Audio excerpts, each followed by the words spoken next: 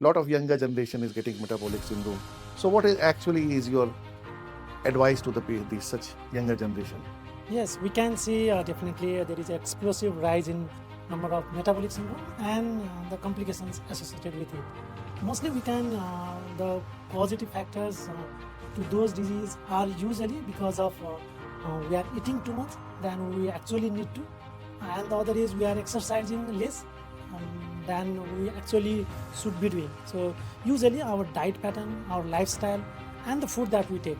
Usually the food that we take are ultra processed food, and many of them contains preservatives and other things. And many of these food are calorie rich, but they are nutritionally deficient. So that will ultimately enhance the gain in weight, and they are leading to weight gain and other metabolic syndrome. That's why we are seeing a rising incidence of diabetes and associated complications in rural areas also, not in urban areas, but in rural areas, because our diet pattern and our lifestyle pattern has significantly changed over the last few decades.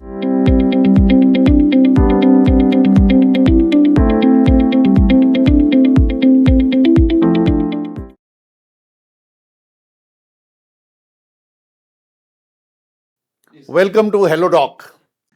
Today, the word is so much engraved into various types of diseases, problems, and everybody is running around doctors, medical colleges, nursing homes. But still, the people are not getting what they want. And that is why the medical fraternity has a very important role. So, ARYA Pharma Lab brings in this program what actually the doctors are going to offer to the common man. That is our motto in this program of HELLODOC. So, every week we will be coming out with one doctor who will be with whom we will be discussing on how he is going to serve the society. So, with me today is Dr. Kalyan Sapkota from Chitwan. And sir, one of the greatest thing is that medical fraternity is regarded as God in the society. And when you would have thought of becoming a doctor, what was actually in your mind and how you continued with your journey? Actually, it's a long process. The place from where I came, it's a rural areas, and it's we have lack in health facilities, and there is no easy access to medical professionals at that place also.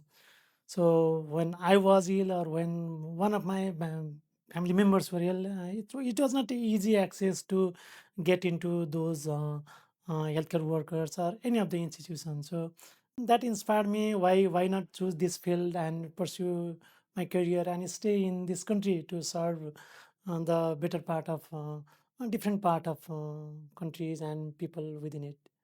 And it's been more than 15 years now, and I think I'm doing what I was supposed to do, and I'm pursuing my career in that.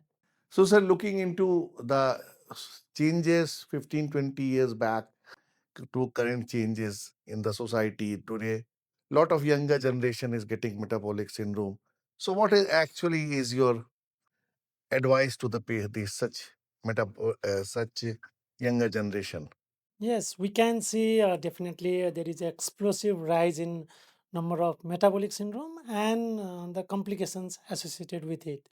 Mostly we can, the causative factors to those diseases are usually because of we are eating too much than we actually need to, and the other is we are exercising less than we actually should be doing. So usually our diet pattern, our lifestyle, and the food that we take, usually the food that we take are ultra processed food, and many of them contains preservatives and other things. And many of these food are calorie rich, but they are nutritionally deficient. So that will ultimately enhance the gain in weight, and uh, they are leading to weight gain and other metabolic syndrome. That's why we are seeing a rising incidence of diabetes and associated complications in rural areas also, not in urban areas, but in rural areas, because our diet pattern and our lifestyle pattern has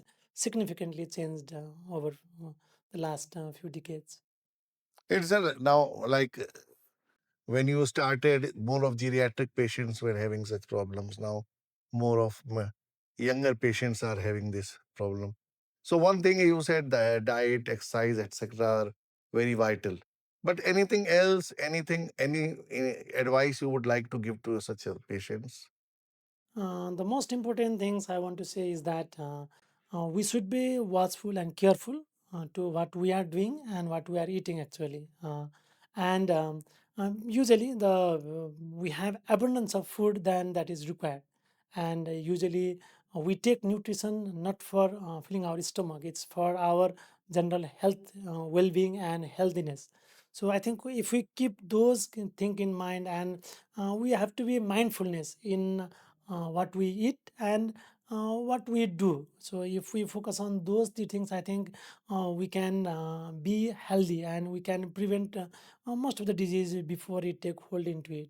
So I think for a younger generation, for the people who are studying in school, because it starts from school, we have to teach our parents, we have to teach our teachers, because what we think, what is our commonly culture is that the more fatter you look, the more better you are. So that concept need to be changed, because healthiness just doesn't just come from your external well-being. It comes from your overall your muscular buildup, your food, your dietary pattern, what you are taking. So if you can change these thinking process from early school and early days, I think we need to incorporate these little things into the curriculum itself. So that will ultimately helps in changing the behavior of the students, and that will ultimately translate to the kitchen practices in their home. So when they go to home, and they can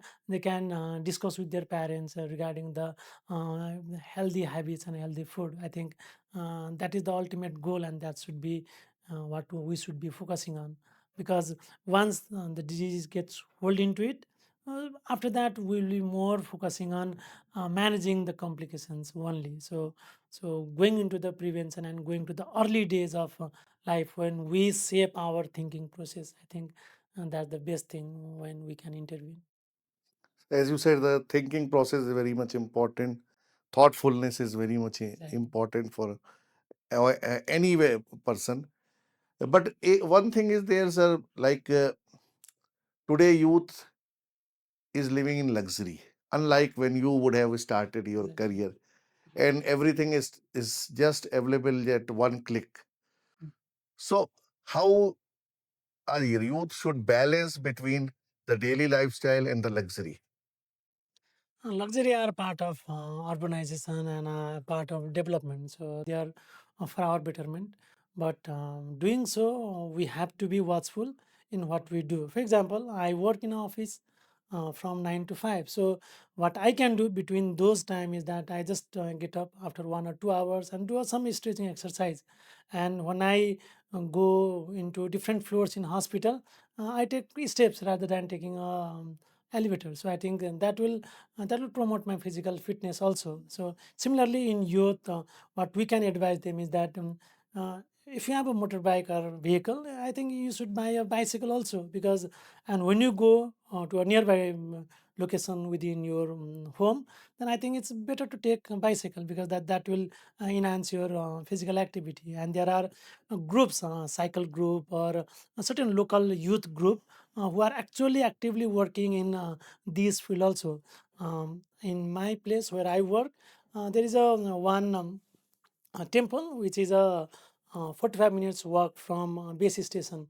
So there are certain 20 50 20 30 people who make a group, and they go daily to that temple. So they have two objectives. One is they are daily visiting temple, mm, and another is they are having a regular vigorous exercise of at least 1 hour per day. I think that should be continued in other domains also. I think that is the initial step. People are also thinking in that way also. definitely that will help in long run. Mm. Yeah, this is going to help in long run, as you said there, that basic exercises, etc., are very important for the patients, sir. Yes. And I hope after listening to you, the youth it will follow you, and we will see less scope of metabolic syndrome in the youth coming youth, sir. Exactly. Thank you, sir. Thank you Yeah, for thank your. you. Thank you so much.